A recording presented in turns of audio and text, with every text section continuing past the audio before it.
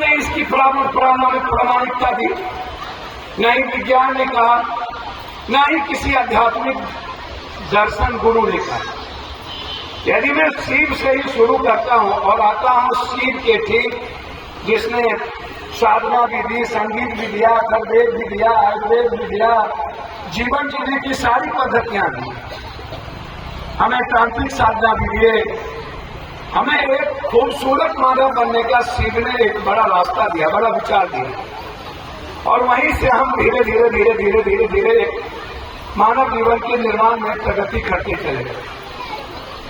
यदि हम वहां की भी कल्पना करें तब भी, या 1.25 लाख हजार वर्ष पहले जब चिंपांजी और बंदर के बाद हमारा आकार में हम प्रगति की ओर बढ़ते गए, तो हम धीरे धीरे धीरे धीरे धीरे धीरे पहले हमारा जो बिल्कुल सेंसेबल जीवन था, हम जिस आकार में थे, फिर हम जिस रूप में आए, तो यदि मैं उस बैक को भी जाता हूं तो हमारा ब्लड एक होता है। जाति कब आई? जब कोई नेता या कोई दर्शन जाति की बात करता है तो मैं उसको ईस्वी पूछता हूं, जाति का काल पूछता हूं। शिव के बाद 6,500 वर्ष बाद महाभारत का काल, कृष्ण का काल। और ये मैं नहीं कह रहा हूं, ये आपके वेद में 133वां पेज के बाद आप पढ़िए अपने वेद को। मैं यदि वेद में ही जाऊं, जो कि मुझे बहुत इंटरेस्ट बहुत सारी चीजों में नहीं है, यदि वेद का भी अवलोकन करूं मैं, तो मुझको लगता है कि हमको उस वेद को भी मान लेना चाहिए, स्वीकार कर लेना चाहिए कि खंड काल क्या था।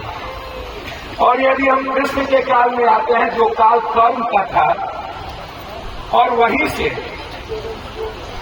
यदि मैं युधिष्ठिर की बात करूं, यदि मैं अर्जुन की बात करूं, यदि मैं सहदेव की बात करूं, यदि मैं नकुल की बात करूं, भीम की बात करूं, तो युधिष्ठिर की जो पात्रता थी, जिसको कृष्ण ने पात्र के रूप में चयन किया, उसकी पात्रता थी ब्रह्मो जानति ब्रह्मम। जो ब्रह्म मूर्त में ब्रह्म को जानने वाला कोई भी ऐसा व्यक्ति, जो दुनिया के निर्माण करने वाले जो महासंभूति थे, ईश थे, उनको आम आदमी के जीवन में उस भाव को, उस दर्शन को ले जाने वाले को कहा गया ब्रह्म। ब्रह्मो जानति ब्रह्मम।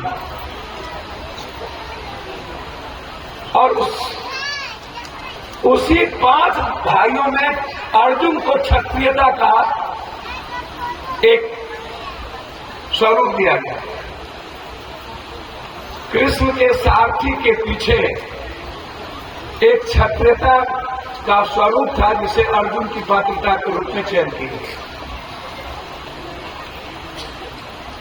एक ही समय 5 भाई, कोई शूद्र थे, कोई वैश्य थे, जो दुनिया की संरचनाओं में जिसकी भूमिका सबसे ज्यादा थी, वैश्य था, तो उसको वैश्य का आधार दिया गया। और जो खेती करने वाले लोग थे, उसको शूद्र का आधार दिया गया। और जो लड़ने वाले लोग थे, उसको बिल्कुल क्षत्रिय का आधार दिया गया। तो जाति कभी भी खून के आधार पर की विवेचना नहीं हुई, कर्म के आधार पर विवेचना। लोहार,